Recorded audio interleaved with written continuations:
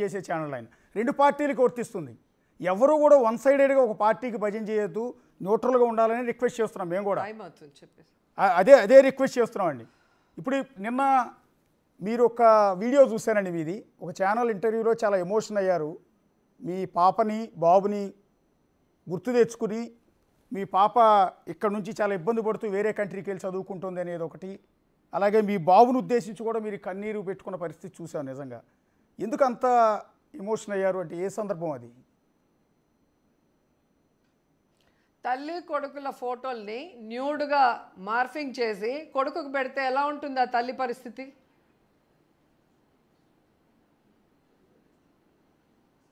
ఎంత దిగజారిపోయారు కూటమి ప్రభుత్వం వాళ్ళు, అర్థం చేసుకోండి.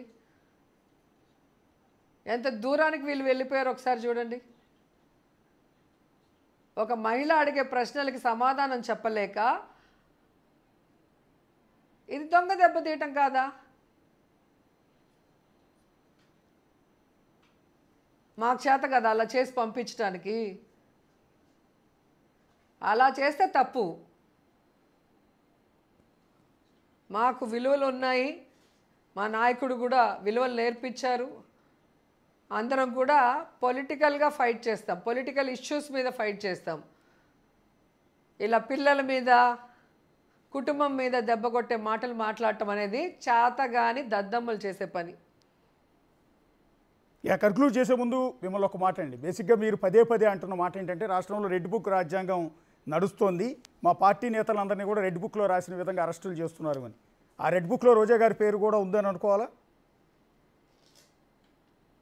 ఫస్ట్ ఉంటుంది పేరు, దాంట్లో సందేహం లేదు. ఈరోజు మిథున్ రెడ్డి గారి అరెస్ట్ ఏంటండి? అక్రమ అరెస్ట్ కాదా? ఈరోజు ప్రభుత్వం మద్యం అమ్మితే కమిషన్లు ఇస్తారా, ప్రైవేట్ వ్యక్తులు అమ్మితే కమిషన్లు ఇస్తారా? రెండోది, మీరు ఏదైతే మద్యంలో గోల్మాల్ జరిగిందంటారో అన్ని డిస్టిలరీకి చంద్రబాబు నాయుడే పర్మిషన్ ఇచ్చాడు కదా, మరి వాళ్ళెవరి మీద ఎందుకు కేసులు పెట్టకుండా కేవలం వైఎస్ఆర్సీపీ నాయకుల మీద, కొంతమంది అఫీషియల్స్ మీద ఎందుకు పెడుతున్నారు? ఆ డిస్టిలరీస్ ఓనర్స్ మీద ఎందుకు కేసు పెట్టలేదు? నాసిరకం మందుతో ప్రాణాలు తీసామన్నప్పుడు అవి ఎందుకు ముగించలేదు? ఈరోజు వాళ్ళకే ఎందుకు మీ ప్రభుత్వంలో కూడా ఆర్డర్లు ఇచ్చి ఈరోజు మద్యాన్ని అమ్మకాలు చేస్తున్నారు?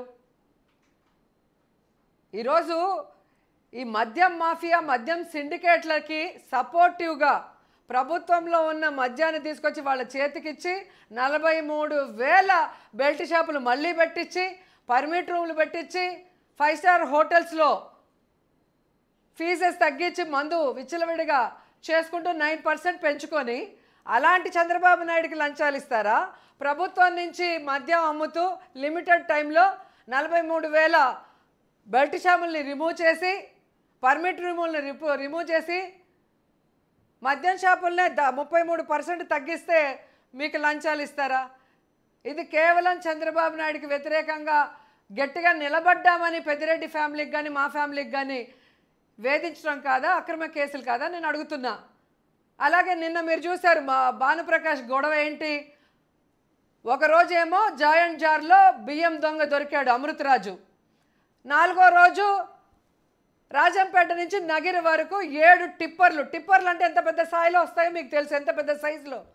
మరి ఆ టిప్పర్లలో వచ్చిన ఇసుక పట్టుకున్న వ్యక్తులు ఇద్దరూ కూడా అమృతరాజు, నాడారు.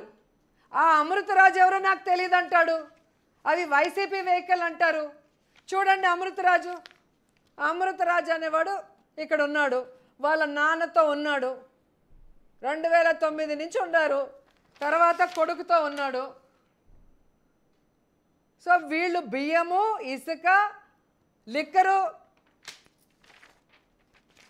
మాఫియా చేసేవాళ్ళు. వాళ్ళ తమ్ముడు మైకేలు వాళ్ళ నాన్నతో ఉన్నాడు. వీళ్ళంతా ఎన్ని కేసులు ఉన్నాయి, వీళ్ళ మీద పీడీ యాక్ట్లు ఉన్నాయి, వీళ్ళతో ఎందుకున్నారు? నానా కొడుకులతో ఇన్ని సంవత్సరాలు వాళ్ళతో ఉండి వాళ్ళు పట్టుబడితే అవి వైసీపీ వెహికల్స్ అంటాడు. ఇదో గంజాయి కింగు, తెలుగు యువత, పుత్తూరు అబ్బాయి, మా గవర్నమెంట్లో కూడా వైజాగ్లో ఎక్కడ 26 కిలోలు దొరికాడు. మొత్తము డ్రగ్స్, గంజాయి, బియ్యము అన్నీ మాఫియా చేసేది నీ రైట్ హ్యాండ్లు. వాళ్ళు దొరికిపోతే వాళ్ళు ఎవరో మాకు తెలీదు, వాళ్ళు వైసీపీ వాళ్ళ వెహికల్స్ అని సిగ్గులేక చెప్తాడు. మరి మా మనుషులైతే నీ ఫోటో ఎందుకు ఇప్పుడు? ఏ రోజు చూడు, మీ బర్త్డే రోజు వేశారు. ఏ పేపర్లో వేస్తారు ఇది? ఈనాడు పేపర్లో వేశారు, న్యూస్ టుడే. నీకు యాడ్ ఎందుకు ఇచ్చాడు? మా పార్టీ వాడు నీకెందుకు యాడ్ ఇచ్చాడు? అలాగే